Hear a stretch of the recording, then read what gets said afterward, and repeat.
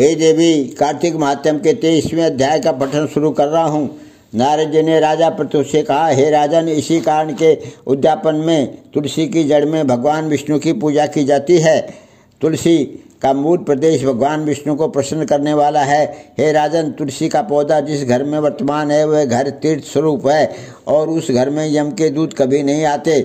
सब पापों को नाश करने वाला, अभीष्ट फल को देने वाला है। जो मनुष्य तुलसी का पौधा लगाता है वह यमराज को नहीं देखता।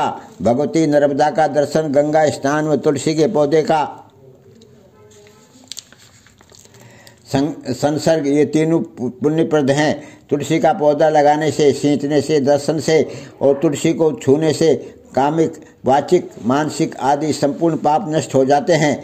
जो प्राणी तुलसी के दल से भगवान शंकर का पूजन करते हैं वह पुनः गर्भ में नहीं जाते।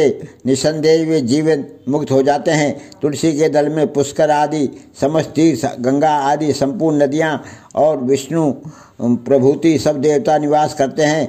तुलसी के साथ यानी तुलसी के पास जो अपना प्राण विसर्जन करता है वह चाहे कितना बड़ा पापी क्यों न हो, उसको यमराज नहीं देख सकते। हे राजन, जो लोग तुलसी के काष्ठ का चंदन लगाते हैं वह सहज ही मोक्ष को प्राप्त हो जाते हैं। उनके द्वारा किए गए पाप भी उनके शरीर को स्पर्श नहीं कर पाते। हे राजन, जहाँ तुलसी के वन की छाया हो वहाँ पर पितरों के निमित्त दिया हुआ दान सर्वदा के लिए अक्षय होता है।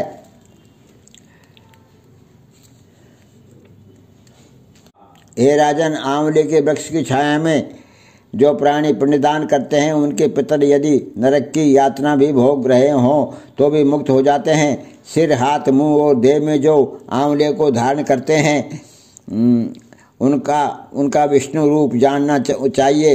आंवले के फल और तुलसी के दलों को पानी में मिलाकर जो प्राणी स्नान करते हैं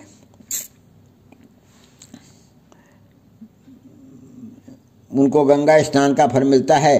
जो मनुष्य आंवले के पत्तों और फलों से देवताओं का पूजन करते हैं उनको स्वर्ण, मणि और मोतियों का द्वारा पूजन का फल प्राप्त होता है। कार्तिक मास में सब तीर्थ, ऋषि, देवता और सब यज्ञ जब सूर्य तुला राशि में होता है आंवले के वृक्ष में वास करते हैं।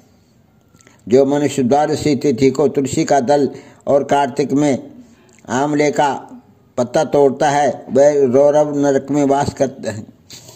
जो मनुष्य द्वादशी तिथि को तुलसी का दल और कार्तिक में आंवले का पत्ता तोड़ता है वह रौरव नरक में वास करता है। जो कार्तिक में आंवले की छाया में बैठकर भोजन करता है उसके अंतः संसर्ग में सब दोष नष्ट हो जाते हैं।